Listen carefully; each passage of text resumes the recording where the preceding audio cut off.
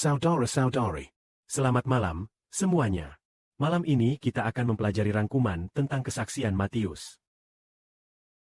Lalu, kita tadi malam belajar bahwa Tuhan Yesus Kristus akan datang. Maka ketika Tuhan datang, dikatakan Tuhan akan seperti pencuri.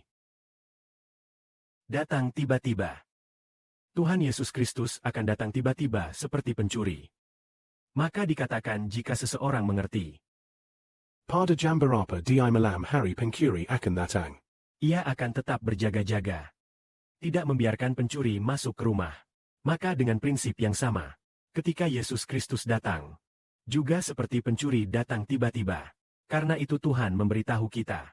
Kita harus berjaga dan mengawasi, yaitu berjaga dan berdoa. Berjaga dan mengawasi, agar kita dapat luput dari segala sesuatu yang segera menimpa kita. Yaitu harus mengawasi dengan erat. Baik, agar ketika nanti organisasi leluhur semuanya datang, kita dapat berdiri teguh di hadapan Tuhan. Lalu sebelum Tuhan datang, apa yang harus kita lakukan? Yaitu membagi makanan pada waktunya. Yaitu pada waktunya membagikan 2 bagian makanan rohani kebenaran kepada para hamba di rumah, besar maupun kecil. Jika seorang hamba ditugaskan oleh tuannya, menugaskannya membagi makanan pada waktunya kepada para hamba di rumah, besar maupun kecil, maka pengelola yang membagi makanan pada waktunya itu diberkati. Tuannya Ketika datang. akan menugaskannya mengelola lebih banyak pekerjaan.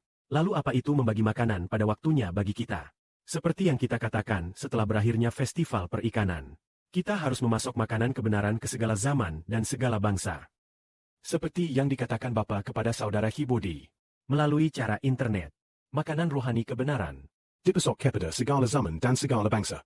Lalu Bapa juga berkata, menggunakan jaringan luar negeri untuk memasok kekuatan kebenaran bagi Tiongkok.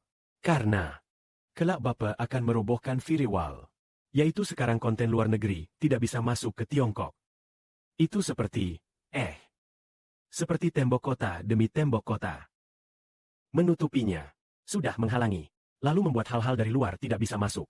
Tetapi di dalam, orang-orang di dalam tembok kota itu, orang-orang di dalam tembok kota itu juga tidak dapat memperoleh pasokan kebenaran. Karena orang-orang di dalam tembok kota tidak bisa memakai internet. Tidak bisa memakai internet untuk menyebarkan Injil. Sedangkan orang-orang di luar tembok kota bisa memakai internet untuk memberitakan Injil. Tetapi meskipun di luar tembok kota memberitakan Injil lewat internet, tetapi tidak bisa disampaikan ke dalam kota. Bapa membuat saudara Sibodi mengerti. Dalam waktu dekat, tembok kota ini akan dibongkar. Ketika tembok kota itu dibongkar, internet luar negeri akan dapat masuk ke Tiongkok. Kebenaran kita disimpan di luar negeri. Yaitu pelepasan makanan rohani kebenaran di luar negeri, agar tidak diturunkan. Lalu, energi kebenaran luar negeri itu. Saat ini, orang dalam negeri tidak dapat mengetahui energi kebenaran. Karena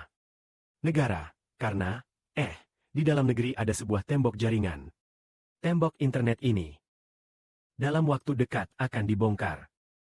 Ketika tembok ini dibongkar, makanan kita bisa dipasok kepada orang-orang Tiongkok.